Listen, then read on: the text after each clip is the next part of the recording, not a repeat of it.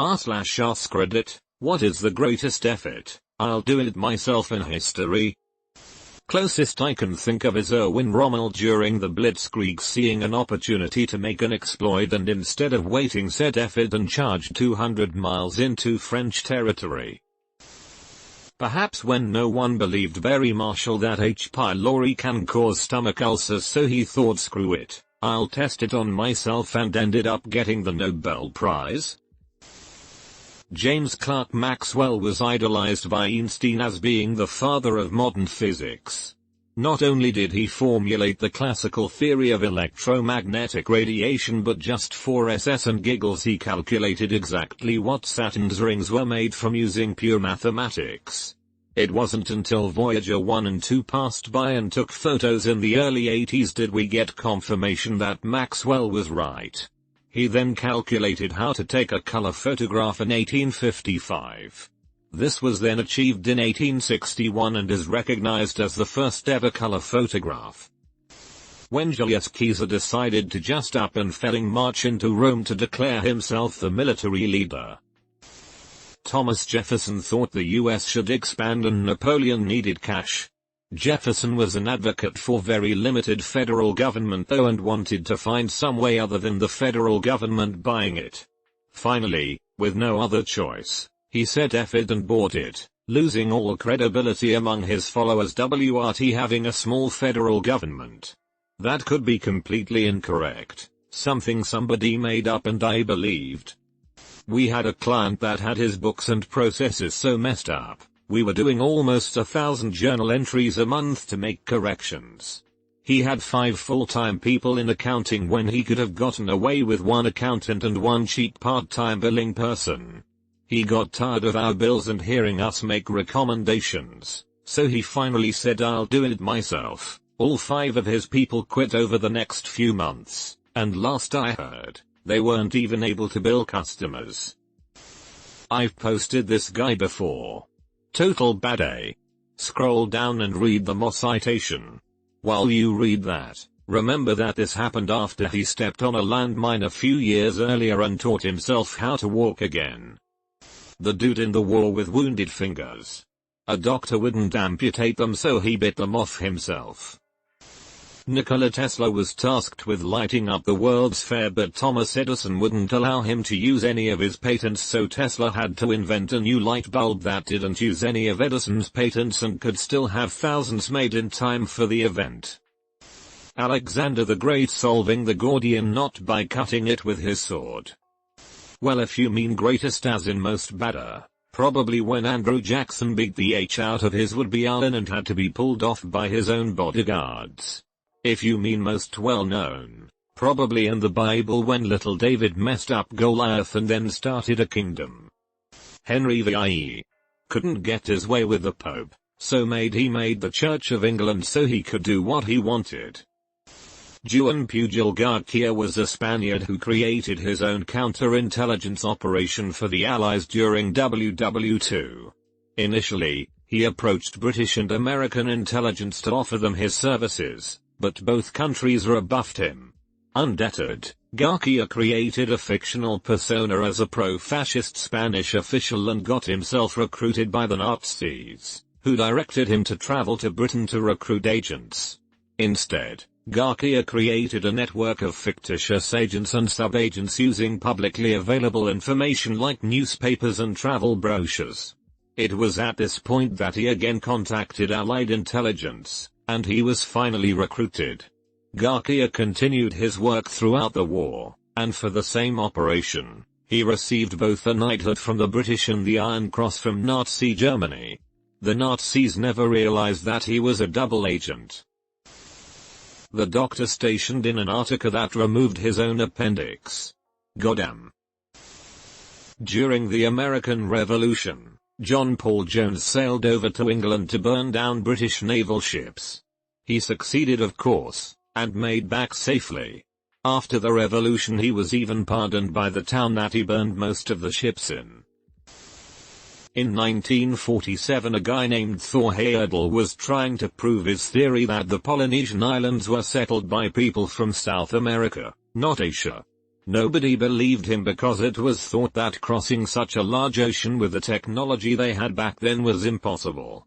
So he decides to build a boat using only the tools and materials available at the time these migrations took place.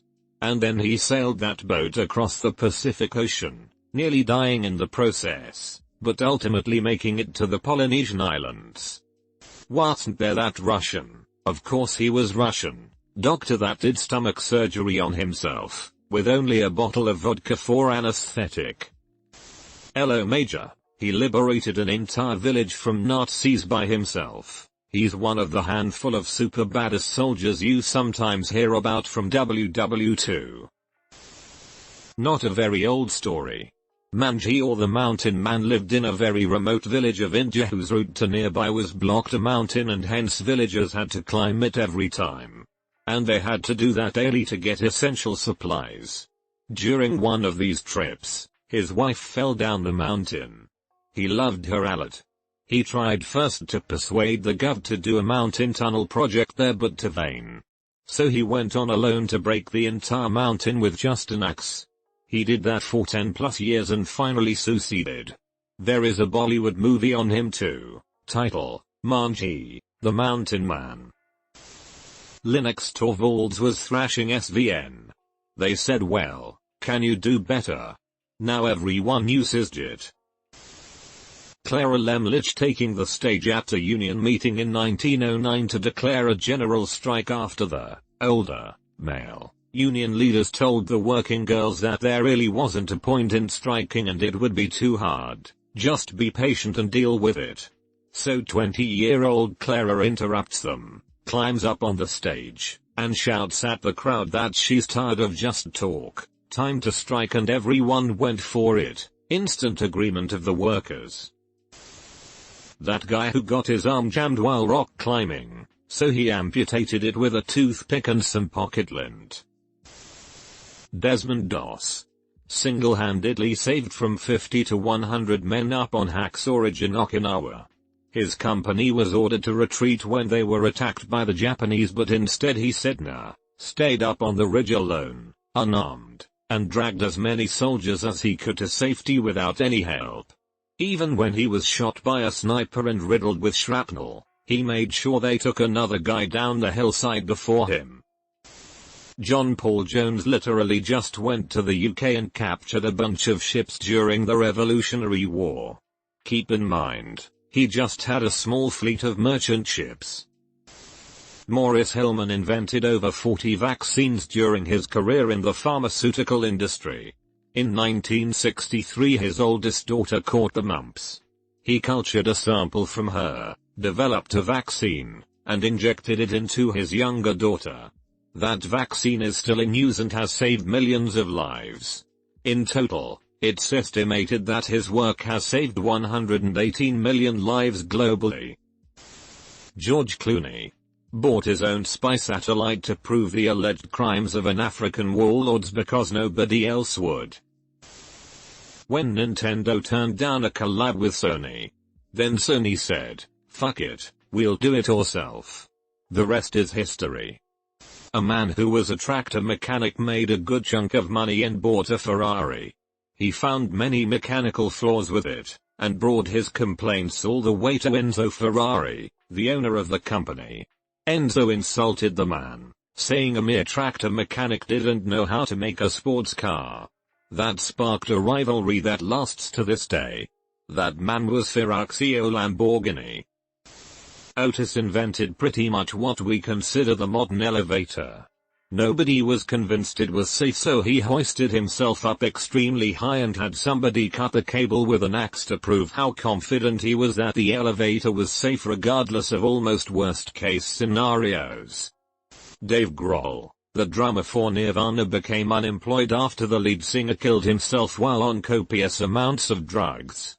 Shortly thereafter he created a new band for which there were no members yet other than himself. He written the music, lyrics and well as played vocals, backup vocals, drums, bass and guitar by himself. Foo Fighters' name was an afterthought so people wouldn't recognize him right away as a member of Nirvana. The self-titled album Foo Fighters is also the second highest selling album by the 25-year career of the band. The guy who started FedEx wrote a college paper about a nationwide overnight shipping company, and got a C. Started the company anyways. Later, after he started it and it was struggling, he couldn't get a loan and the company was almost bankrupt, and he bet next week's payroll at the casino on roulette and won. Also got a silver star in the Vietnam War and now co-owns the Washington Redskins, the latter often viewed as the biggest failure in his life. I'm surprised no one's mentioned Catherine the Great of Russia. She decided her husband was useless, which, granted, he was, and proceeded to set up a military coup to overthrow him. Even with the plan being discovered early, she dressed herself in military garb and marched with her new army, which had just sworn loyalty to her, down to Peter's palace, where he was forced to resign the throne, all without a single drop of bloodshed. At least until Peter turned up dead sometime later under shady circumstances, but honestly for a military coup it was pretty non-violent. If saying fuck it, I'm ruling Russia myself isn't great, I don't know what is. I mean, it's right there next to her name for a reason.